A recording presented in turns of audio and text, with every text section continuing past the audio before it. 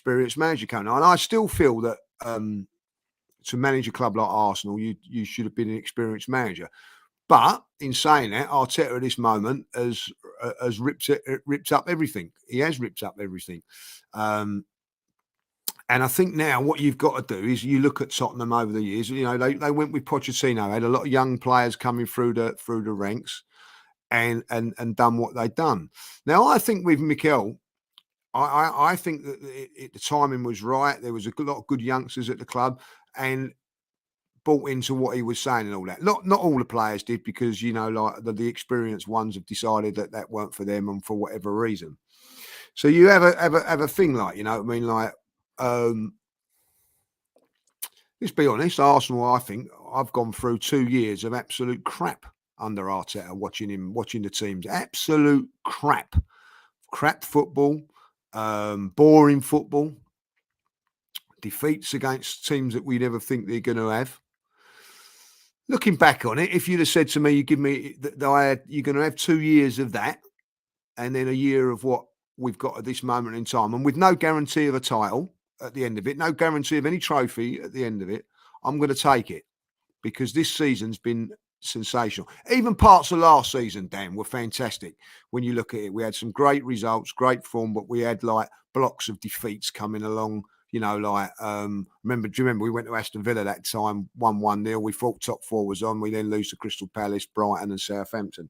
Then go away to Chelsea and win. This season has been spectacular. And if you're Tottenham Hotspur, you're going to have to go through pain 2 years to get what you have. I think that they'll take that.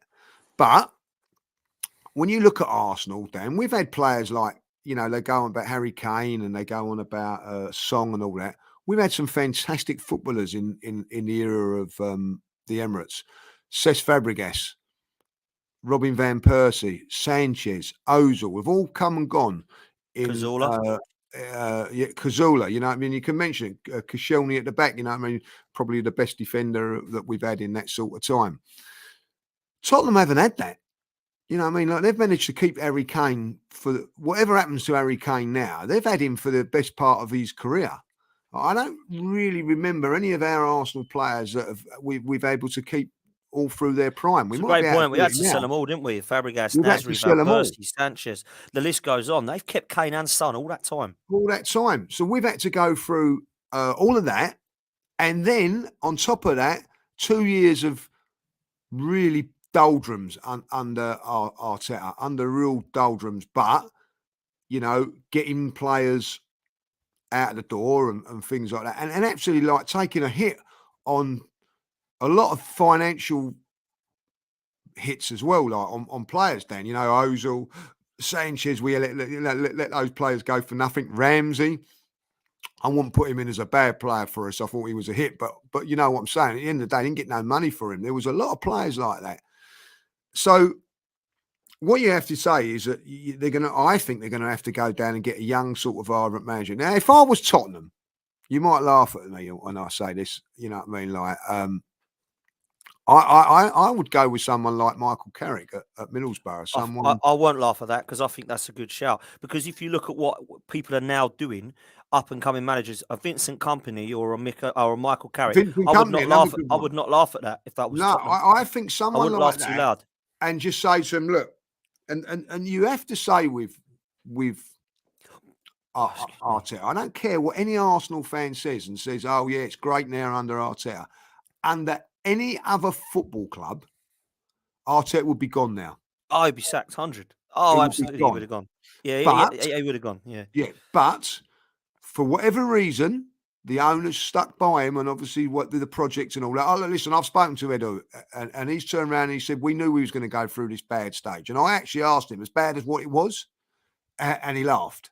You know what I mean? And said, yeah, probably, like, you know what I mean? Like, don't forget, and he was quick to say the point that 1.5 of those seasons were under COVID restrictions and COVID and everything like that. So listen, you know, so when you look back at it, in hindsight's a great thing.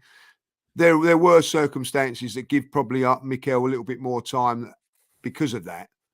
But stick with your manager, stick with it. And look what happens. You can turn around and say that, like, you know what I mean? Now, Arsenal are not the finished article by a long chalk at this moment in time, Dan. And as we say, you know, I think now Mikel, these 10 games will show if he is the real deal or not, because this is where it really does count.